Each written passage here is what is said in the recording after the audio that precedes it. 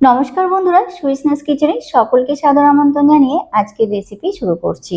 প্রচণ্ড গরম পড়েছে, তাই আমি আজকে আপনাদের সাথে শেয়ার করছি গরমের স্পেশাল দারুণ স্বাদের একটি রেসিপি। এই রেসিপিটি বানানো ভীষণই সহজ। বন্ধুরা, এই রেসিপিটি বানাতে কিন্তু কোনো রকম কনডেন্স মিল্ক, মাওয়া, চিনি, শিরারও দরকার পড়বে না, আর না লাগবে কোনো রকম ক্রিম। মাত্র 4টি উপকরণেই আপনারা কিন্তু খুব সহজেই এই দারুণ স্বাদের রেসিপিটি তৈরি করে নিতে পারবেন। একবার খেলে এর স্বাদ ভুলতে পারবেন না, এতটাই টেস্টি তৈরি হয়। খেতে অমৃত স্বাদের লাগে, একদম ঘন ও ক্রিমি টেক্সচারে তৈরি হয়। ছোটর থেকে বড় সকলেই কিন্তু খেতে ভীষণই পছন্দ করবে। অসাধারণ স্বাদে তৈরি হয়, আর বানাতে কিন্তু খুব বেশি উপকরণের একদমই প্রয়োজন হয় না। অল্প উপকরণেই কিন্তু একদম এই রেসিপিটি তৈরি হয়ে যায়। তো চলুন দেখে নেওয়া যাক আমাদের আজকের এই দারুণ টেস্টি গরমের স্পেশাল রেসিপি। খুব সহজভাবে আজকের এই রেসিপিটি আপনাদের সাথে শেয়ার করছি। আশা করছি আপনাদের সকলেরই ভীষণ ভালো লাগবে।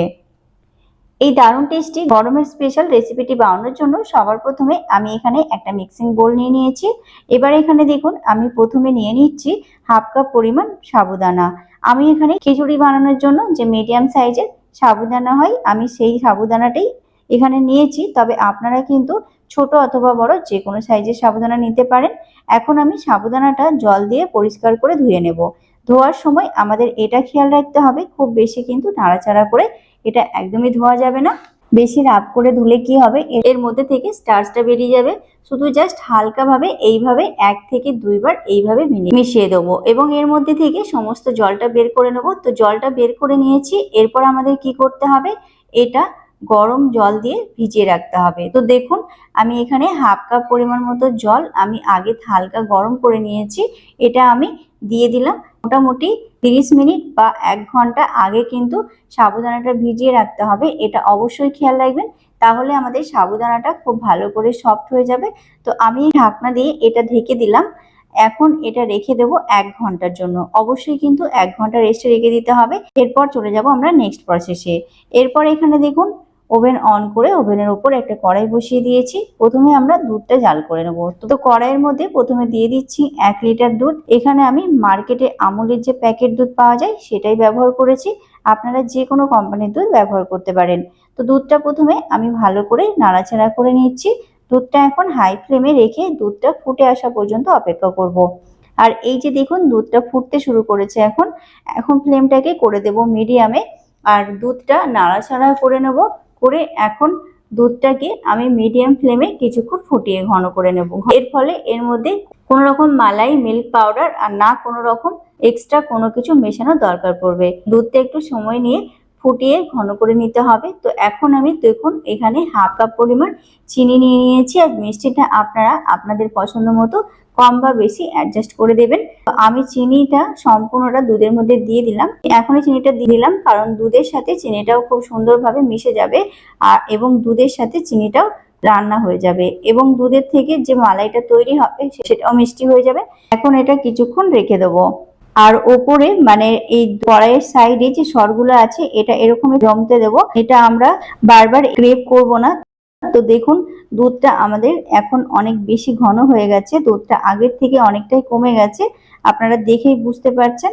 এখন সাইডে যে সরগুলো আছে সেগুলো এইভাবে চামচের সাহায্যে একসাথে করে দুধের সাথে মিশিয়ে দেবো। এতে করে দুধটা আমাদের অনেক বেশি ঘন ও ক্রিমি তৈরি হবে এবং এটা খেতে অনেক বেশি টেস্টি হবে। এখন খুব ভালো করে দুধের সাথে মিশিয়েছি নাড়াচাড়া করে। দুধটা আমাদের এখন একদম পারফেক্ট ভাবে রেডি হয়ে গেছে। এর থেকে বেশি আর দুধটা ঘন করব না, ঠিক এই অবস্থাতেই দুধটা আমাদের রাখতে হবে। এর থেকে দুধটা আর একদমই কমানোর দরকার নেই। এরপর এখানে আমি যে সাবুদানাটা ভিজিয়ে রেখেছিলাম ঢাকনাটা খুলে নিচ্ছি। দেখুন সাবুদানাটা জলটা কিন্তু পুরোটা খুব ভালোভাবে অ্যাবজর্ব করে নিয়েছে, আর সাবুদানাটা খুব সুন্দরভাবে ফুলে গেছে, একদম নরম হয়ে গেছে। আপনারা দেখতেই পাচ্ছেন একদম পারফেক্ট ভাবে আমাদের সাবুদানাটা ভিজে গেছে। এবার এই সাবুদানাগুলো এরকম ভাবে অল্প অল্প করে অল্প অল্প করে নিয়ে চামচের সাহায্যে এইভাবে এই ফুটন্ত দুধের মধ্যে দিয়ে দেব। এখানে একসাথে সমস্ত সাবুদানাগুলো দুধের মধ্যে দেয়া যাবে না, তা না হলে সাবুদানা একে অপরের সাথে লেগে যাবে, গলা পেকে যাবে। দানাগুলো কিন্তু আলাদা করা যাবে না। তো দেখুন আপনারা আমি যেভাবে সাবুদানাগুলো দুধের মধ্যে দিচ্ছি ঠিক এই রকম ভাবে দুধের মধ্যে অল্প অল্প করে সমস্ত সাবুদানাগুলো আপনারা দিয়ে দেবেন। এখন জাস্ট এইভাবে হালকা হাতে আমাদের সাবুদানাগুলোকে মিশিয়ে নিতে হবে। এখন এটা আরো 5 মিনিট মিডিয়াম ফ্লেমে রেখে রান্না করে নেব। এতে করে সাবুদানাটা আমাদের খুব ভালো করে এর মধ্যে রান্না হয়ে যাবে। খুব বেশি কিন্তু এটা একদমই রেখে রান্না করা যাবে না, তা না হলে সাবুদানাগুলো গলে যাবে, দুধের সাথে মিশে যাবে, তখন দানাগুলো আর বোঝা যাবে না। মোটামুটি 5 মিনিটের মতো রেখে এটা রান্না করে নিতে হবে। তো এখন দেখুন 5 মিনিট হয়ে গেছে, এটা রেখে রান্না করে নিয়েছি। এখন দুধের মধ্যে সাবুদানাটা খুব সুন্দরভাবে রান্না হয়ে গেছে, আপনারা দেখে বুঝতে পারছেন। এখন যদি আপনারা সাবুদানাটা বেশি দুধের মধ্যে ফোটান তাহলে কিন্তু সাবুদানাটি দুধের মধ্যে মিশে যেতে থাকে, কারণ আমরা সাবুদানাটা প্রথমে গরম জল দিয়ে ভিজিয়ে রেখেছিলাম, এর কারণে এটা কিছুটা সেই টাইমে সফট হয়ে যায়, তাই দুধের মধ্যে রান্না হওয়ার সময় এটা মিশে যায় না। এখন এটা একদম পারফেক্ট ভাবে রেডি হয়ে গেছে, এর থেকে বেশি কিন্তু আর একদমই রান্না করব না। এরপর ফ্লেমটা অফ করে এটা একটা মিক্সিং বোলের মধ্যে গরম গরম সম্পূর্ণটা ঢেলে নিচ্ছি। এতে করে আমাদের মিশ্রণটা কিন্তু খুব তাড়াতাড়ি ঠান্ডা হয়ে যাবে। এখন এটা আমি প্রথমে রুম টেম্পারেচারে ঠান্ডা করে নেব, তারপর এটা আমি ফ্রিজে রেখে দেবো খুব ভালো করে ঠান্ডা হওয়ার জন্য। এতে করে এটা আরো বেশি থিক বা ঘন এবং মালাইদার হয়ে যাবে। মোটামুটি 3 থেকে 4 ঘন্টা এটা ফ্রিজে রেখে ঠান্ডা করে নিতে হবে। বন্ধুরা, আমাদের আজকের রেসিপিটা কিন্তু গরমের জন্য স্পেশাল, তাই আম ছাড়া যদি এই রেসিপিটা বানিয়ে নিই আমরা, তাহলে কিন্তু আমাদের অনেক বেশি আফসোস করতে হবে। আর তার জন্য দেখুন আমি এখানে একটা বড় সাইজের আম নিয়ে নিয়েছি। কিছুটা আম আমি মিক্সিতে ভালো করে পেস্ট করে নিয়েছি স্মুথ করে, আর বাকিটা ছোট ছোট পিস করে কেটে নিয়েছি। আমি দু ধরনেরই আমটা এর মধ্যে ব্যবহার করব। এতে করে পেস্টের মাধ্যমে পায়েসের মধ্যে আমটা খুব সুন্দরভাবে মিশে যাবে, আর যখন এটা খেতে খেতে আমের ছোট ছোট টুকরোগুলো মুখে আসবে তখন আরো বেশি কিন্তু এটা খেতে অনেক বেশি টেস্টি লাগবে। এবার দেখুন আমি যে সাবুদানার মিশ্রণটা ফ্রিজে রেখেছিলাম ঠান্ডা হওয়ার জন্য, সেটা এখন প্রায় 4 ঘন্টা পর বের করে নিয়েছি। আর দেখুন কতটা ঘন ও মালাইদার রাবড়ির মতো তৈরি হয়েছে। খুব ভালো করে আমি এটা ফ্রিজে রেখে প্রায় 3 থেকে 4 ঘন্টা ঠান্ডা করে নিয়েছি। আর আপনারা দেখতেই পাচ্ছেন ঠান্ডা হওয়ার পর এটা অনেক বেশি ঘন হয়ে গেছে।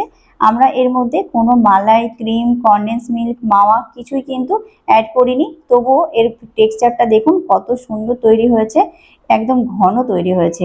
এবার এটা আরো বেশি টেস্টি বানানোর জন্য এর মধ্যে দিয়ে দেবো হাফ কাপ পরিমাণ আমের তৈরি করে রাখা পেস্টটা।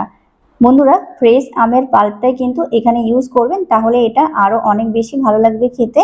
তো এখন খুব ভালো করে আমি এইভাবে চামচের সাহায্যে পায়েসের মধ্যে এটা মিশিয়ে নেব। তো আমি খুব সুন্দরভাবে মিশিয়ে নিয়েছি, দেখুন এখন এটা একদম ভালোভাবে মিশে গেছে। আর দেখতেই পাচ্ছেন আপনারা কতটা লোভনীয় লাগছে দেখতে, আর টেক্সচারটা কিন্তু কতটা সুন্দরভাবে একদম পারফেক্ট ভাবে টেক্সচারটা তৈরি হয়েছে, একদম ঘন। এবার এখানে যে আমরা ছোট ছোট আমের পিসগুলো কেটে রেখেছি সেগুলো এর মধ্যে দিয়ে দেব। এটা দিলে এর স্বাদটা কিন্তু আরো অনেক বেশি বেড়ে যাবে। আপনারা যদি চান তো এর মধ্যে আপনারা আপনাদের পছন্দ মতো যে কোনো ড্রাই ফ্রুটসও কিন্তু অ্যাড করতে পারেন, তাতেও এটা খেতে কিন্তু খুবই ভালো লাগবে। তো আমি এখানে ড্রাই ফ্রুটস দেবো না, শুধু আমের পিসই দেব। তো দেখুন আমি খুব ভালো করে মিশিয়ে নিয়েছি। এখন আমাদের এই দারুণ টেস্টি ম্যাঙ্গো সাবুদানা মালাই পায়েস একদম রেডি হয়ে গেছে। এর স্বাদ অসাধারণ হয় বন্ধুরা, একদম রাবড়ির মতো খেতে লাগে, আর তার সাথে এর মধ্যে আমের টেস্টটাও কিন্তু একদম দুর্দান্ত লাগে। এখন আমি এটা আরো কিছুটা ঠান্ডা করে নেব, তারপর এটা একটা বাটিতে ঠান্ডা ঠান্ডা সার্ভ করে নেব। তো বন্ধুরা, আপনারা দেখতেই পেলেন আমি শুধু 4টে উপকরণই ব্যবহার করেছি, আর এই অল্প উপকরণের মধ্যে কিন্তু আমাদের এই দারুণ টেস্টি গরমের স্পেশাল রেসিপি ম্যাঙ্গো সাবুদানা মালাই পায়েস একদম পারফেক্ট ভাবে তৈরি হয়ে গেছে। একদম পারফেক্ট স্বাদের তৈরি হয়, একবার খেলে এর স্বাদ আপনারা ভুলতেই পারবেন না, গ্যারান্টি, কারণ এটা এতটাই টেস্টি তৈরি হয়। ছোট থেকে বড় সকলেই কিন্তু খেতে ভীষণই পছন্দ করবে, অসাধারণ স্বাদে তৈরি হয়, খেতে একদম অমৃত লাগে। আর বানানো ভীষণই সহজ, আর খুব বেশি উপকরণ কিন্তু একদমই লাগে না, মাত্র 4টি উপকরণেই আপনারা কিন্তু এই দারুণ টেস্টি রেসিপিটি বানিয়ে নিতে পারবেন। তো বন্ধুরা, আমার আজকের এই গরমের স্পেশাল দারুণ টেস্টি ম্যাঙ্গো সাবুদানার পায়েস আপনাদের কেমন লাগলো আপনারা অবশ্যই কমেন্টের মাধ্যমে জানাবেন। আর ভালো লাগলে বন্ধুরা অবশ্যই আপনারা একবার বাড়িতে ট্রাই করবেন, আশা করছি বাড়ির সকলের ভীষণ ভালো লাগবে। গরমের জন্য কিন্তু খুব পারফেক্ট একটা রেসিপি। আর বন্ধুরা, ভিডিওটি ভালো লাগলে লাইক, কমেন্ট, শেয়ার করে চ্যানেলটি সাবস্ক্রাইব করে পাশে থাকার অনুরোধ রইল। তো আজ এই পর্যন্ত, আজ এখানে বিদায় নেব। আবারও দেখা হবে আগামী পর্বে নতুন একটা সহজ রেসিপি নিয়ে। তো ততক্ষণ পর্যন্ত আপনারা খুব ভালো থাকবেন, সুস্থ থাকবেন, টাটা, বাই বাই।